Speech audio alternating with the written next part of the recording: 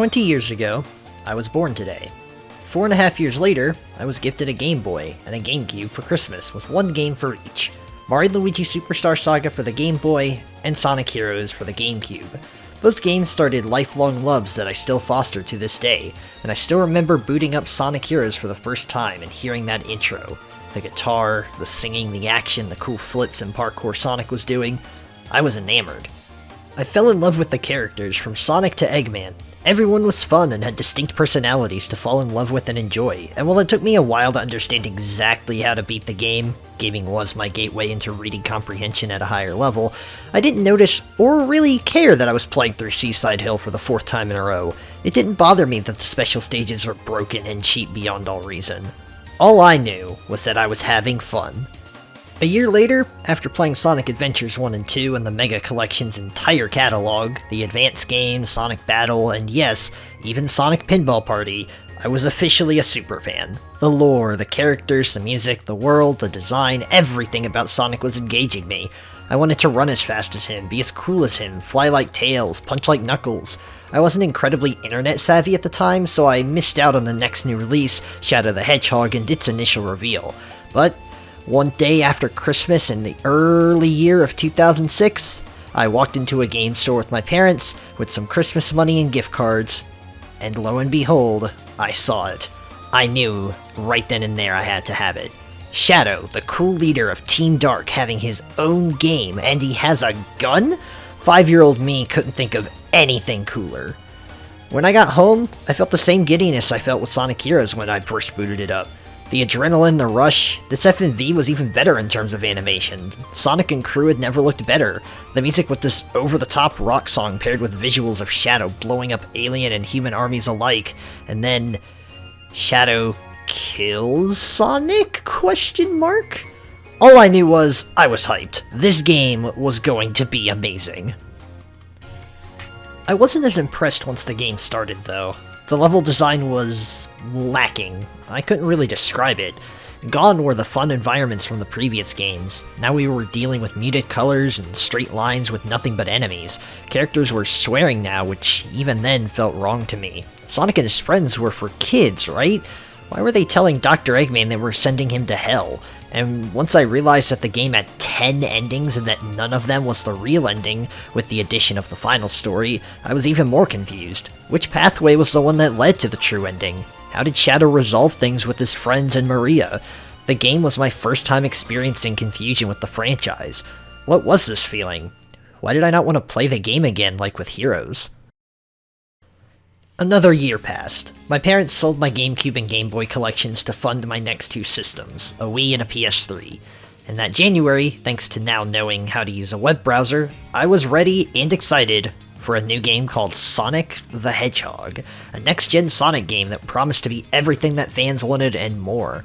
I came home, put the game in, and I experienced the first disappointment in my entire life. I wasn't having fun with a video game for the first time in my life. And this wasn't like a Flash game on Newgrounds where it was free and I could just ignore it, move on to the next page and be done. I had bought this with my measly $6 a month allowance. I had saved up and used some Christmas money to buy this. Not only was I disappointed, but I had just been served a lesson in sunk cost fallacy, though at the time I just called it a ripoff.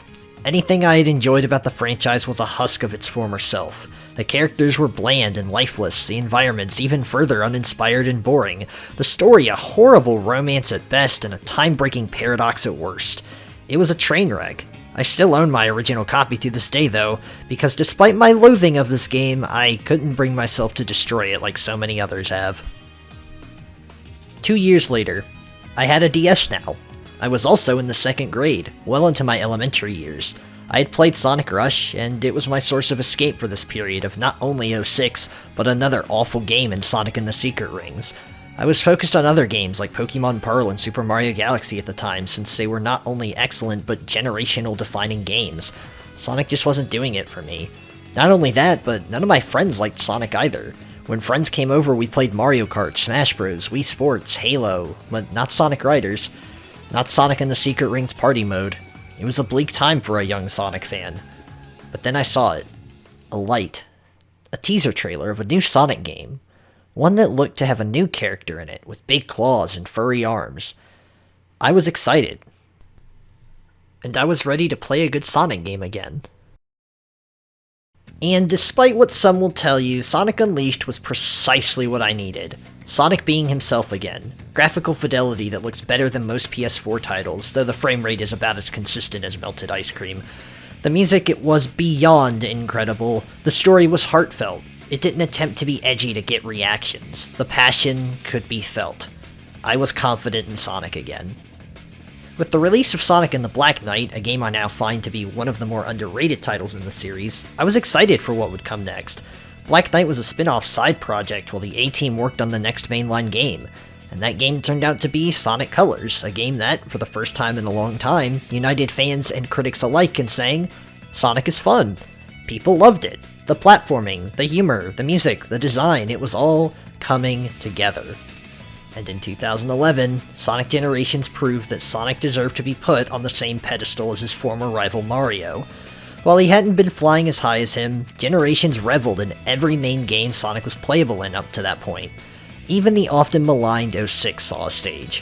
Fans and critics, once again, loved it.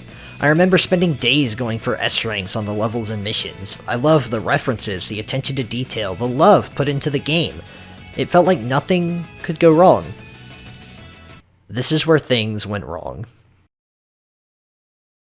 This last decade for me was a period of growing up.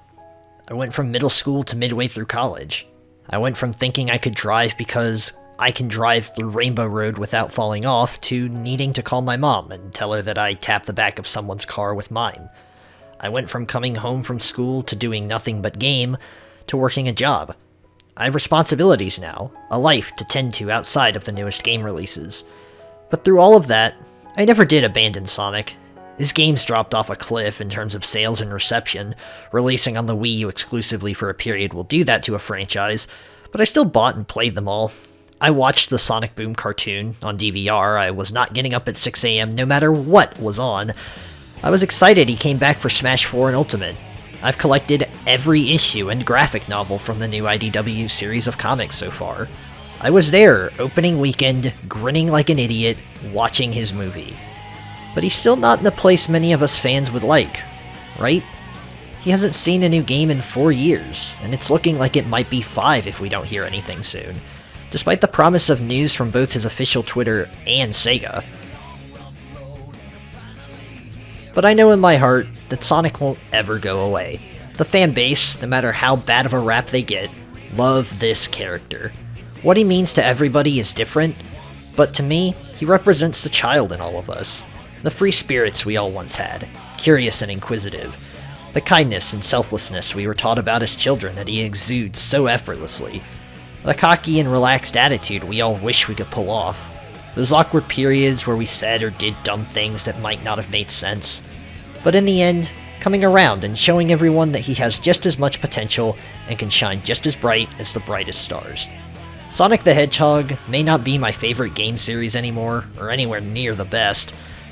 Still, he is by far one of the most significant and emotionally important to me. And no matter what happens in the future, I know Sonic and his trademark smile will be there to greet me in my nearest game store.